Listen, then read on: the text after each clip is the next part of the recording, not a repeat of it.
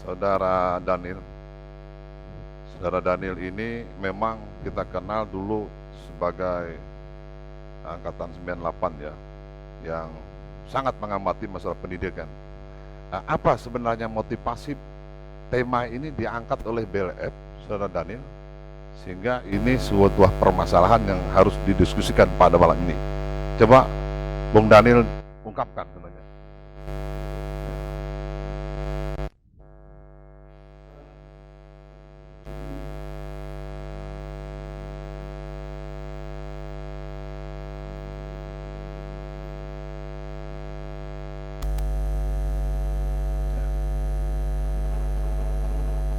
Sebentar lagi kita merayakan proklamasi kemerdekaan, dan dalam bulan ini juga kita merayakan hari jadi Kota Banjarmasin yang ke-64.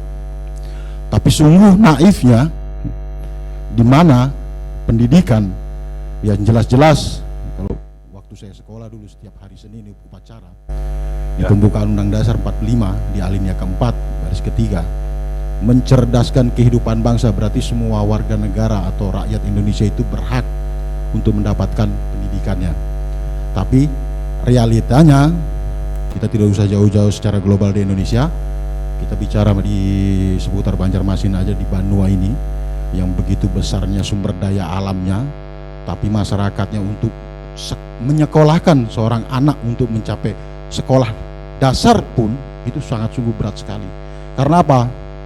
Karena itu tadi, seperti judul kita tadi malam ini, pendidikan murah kata siapa?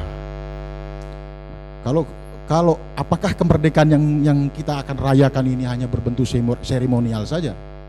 Karena kemerdekaan kita tidak bisa kita nikmati dengan mengecap pendidikan kepada anak-anak bangsa kita yang generasi yang akan datang.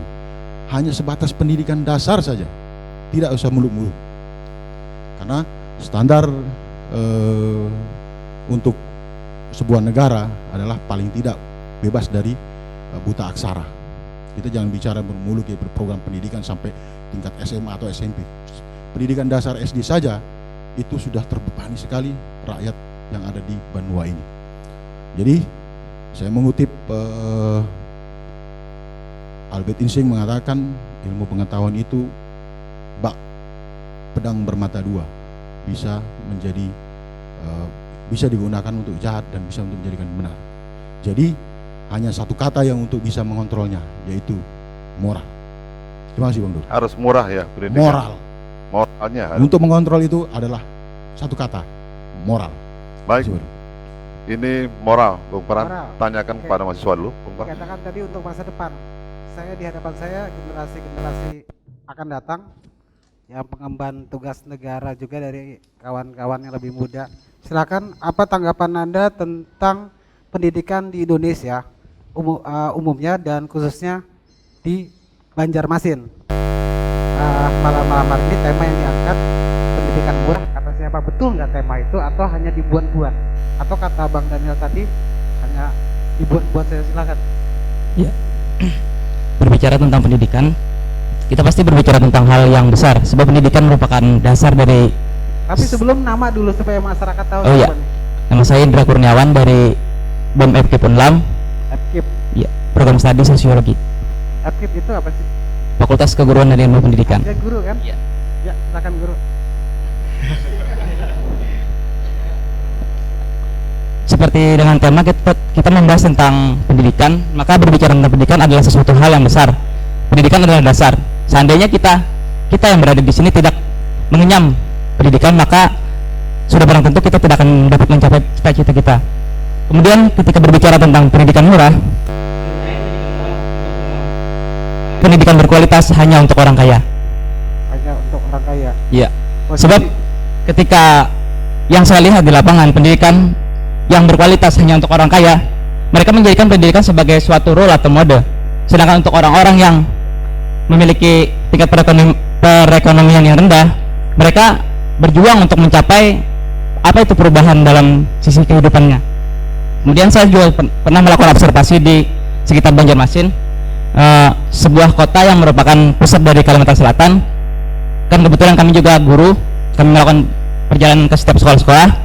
Kami melihat ada beberapa sekolah yang kondisinya cukup untuk disebut sulit lah. Bener nggak? Ini ada dari Kalimantan Selatan di Dinas Pendidikan marah ntar, bener nggak? Iya. Bener itu. Misalnya melihat tentang sekolah, pasti kita melihat tentang fasilitas. Kemarin sekitar tahun 2013 awal bulan Januari, saya melakukan perjalanan ke pinggiran kota Banjarmasin, dan di sana ditemukan bahwa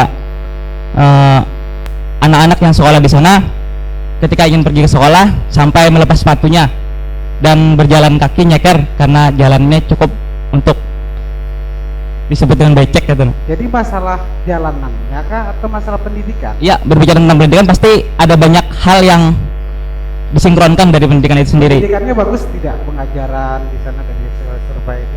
Kalau berbicara tentang pengajarannya, seperti yang sudah saya sebutkan tadi, pendidikan murah untuk semua, tapi pendidikan berkualitas hanya untuk orang kaya.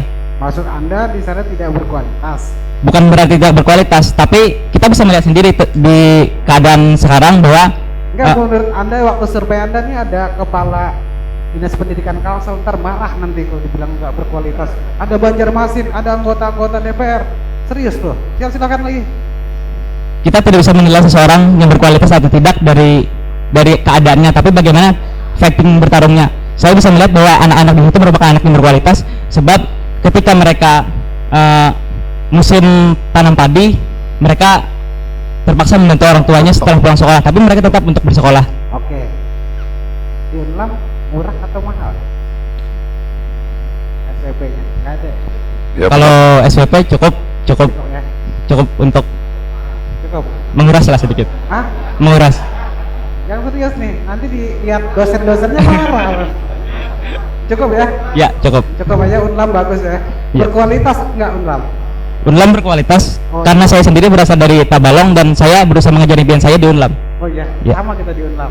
Ya. Bang Dul, ya, kita dua konfirmasi kita ke dulu. Pengamat ya Bang Dul ya, pengamat pendidikan ya. Ya, Pak Kasbullah, saya ada baca tadi Pak Kasbullah. ini Pak Pasbula ya. Ini ada seorang pengamat ini.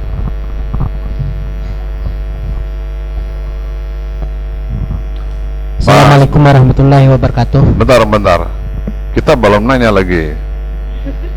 Tadi hanya satu kata bahwa pendidikan ini bisa jalan dengan bagus adalah moral, kata Bung Daniel. Mahasiswa nyatakan bahwa ini memang ada baik di Unlam, tapi apakah masih ada yang tidak baik pendidikan dilaksanakan oleh pemerintah khususnya di daerah Kalimantan Selatan ini? Tolong jelaskan Pak pengamat.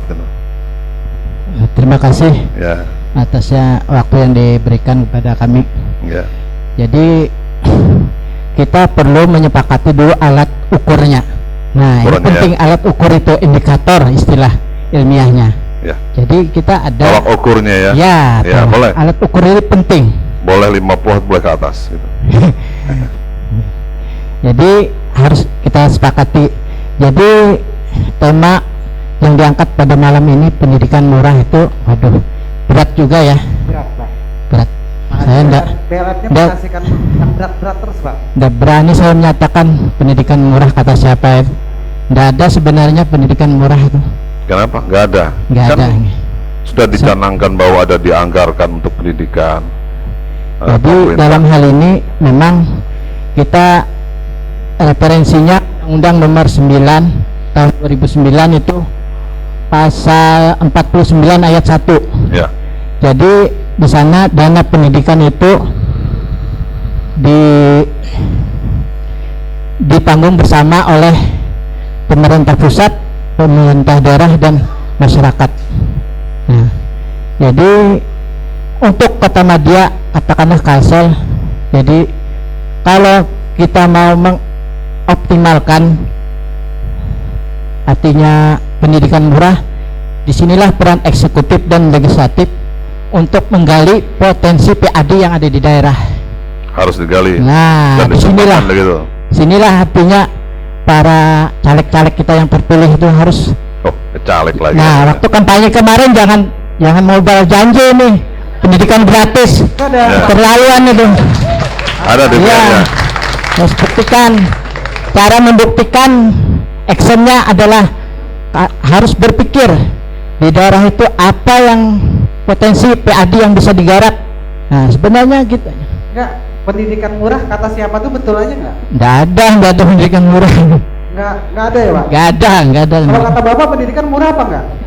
Nggak ada. Itu kalaunya sedang kampanye istilahnya mereka mau duduk jadi caleg aja ada itu Pak.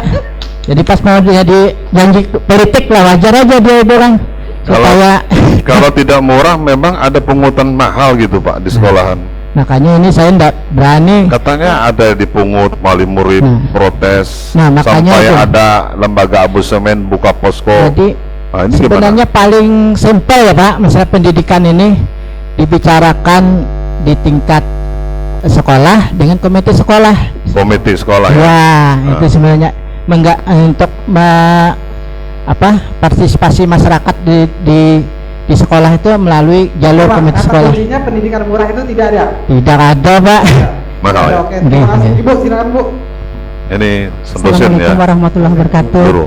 Perkenalkan, nama saya Haji Ratna. Saya akademisi, jadi dosen waktu itu. Ya.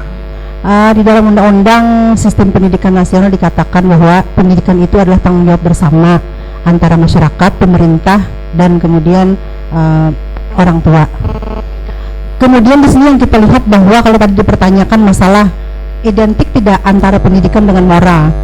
Di dalam kurikulum yang diberlakukan sering berubah-ubah. Ini ada juga baru-baru ini perubahan ya Pak Ngadimun sebagai kepala dinas, berubah akhir-akhir ini katanya kan dari dulu kan kurikulum itu yang dinilai pertama sekali adalah pengetahuan anak itu bagaimana, yang kedua keterampilan, kemudian yang ketiga sikap. Nah kalau yang terakhir ini kurikulum 2013 ini memberlakukan bahwa penilaian pertama kepada anak itu adalah sikapnya dulu. Jadi kalau sikapnya baik, keterampilannya baik, pengetahuannya itu hanya nomor 3. Jadi diposisikan anak itu memiliki karakter yang baik dulu. Jadi kalau pendidikan baik berarti moral anak itu harus baik, seperti itu. Nah kemudian saya sebagai akademisi tentu saja merasa sangat riskan terhadap kurikulum yang berganti-ganti ini. Dengan adanya kurikulum ini menunjukkan ketidaksiapan Indonesia ini untuk bersaing dengan negara lain. Karena apa? Kita lihat pendidikan kita ini di bawah standar dari Thailand, kemudian juga dari Malaysia, kemudian juga dalam pertemuan Bangkok pada tahun 90 itu dikatakan juga tentang bagaimana bahwa pendidikan ini disepakati tanggung jawab bersama.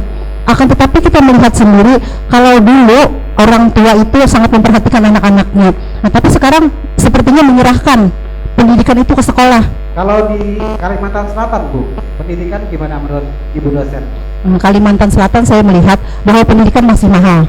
Jadi pendidikan murah kata siapa, itu tema yang sangat tepat untuk membuktikan itu. Adimun yang mahal apa enggak ya? Sebab begini, saya selain dosen juga guru di SMA ya waktu dulu. Nah itu SPP memang murah, akan tetapi yang lain-lainnya pungutan lain. Ada daftar ulangnya, ya, ada kemudian pembelian buku kan, membeli atribut-atribut semacamnya, baju seragam sekolah, baju olahraga.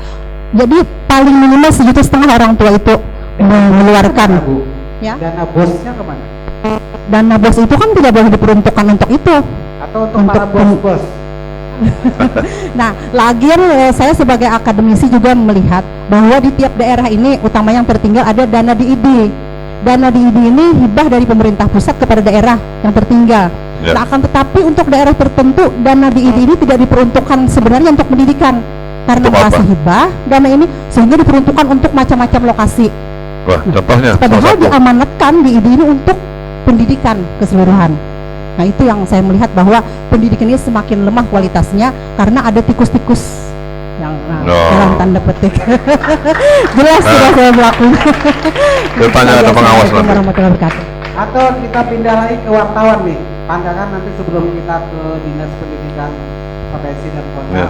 pengamatan tadi tikus ya Bu, saya ingat Pak Hamdan Taufik Itu sana. silakan Bu, silakan sebentar, silakan. Ya, terima kasih Bung Pran dan Bang Dul. Selamat malam para peserta Banjarmasin Lawyer Forum. Berbicara masalah dunia pendidikan, dan hari ini kita mengambil tema pendidikan murah kata siapa? Jadi dari pembicara yang sebelumnya tadi memang ada kontroversi juga di sana. Biasanya ada yang mengatakan pendidikan memang harus mahal, dan juga sebaliknya pendidikan juga murah itu artinya kata siapa? Benar nggak pendidikan murah itu kata siapa? Jadi kalau menurut pengamatan saya sebagai insan pers, Oke, pengamatan ini panjang apa enggak? Kalau panjang kita Oke. dulu. Oke. Oke pemirsa, saya ingin berpantun. Tanam padi di tengah sawah, sawah subur selalu basah. Pagi hari pergi sekolah, sore hari pergi ke madrasah. Kita rehat sejenak.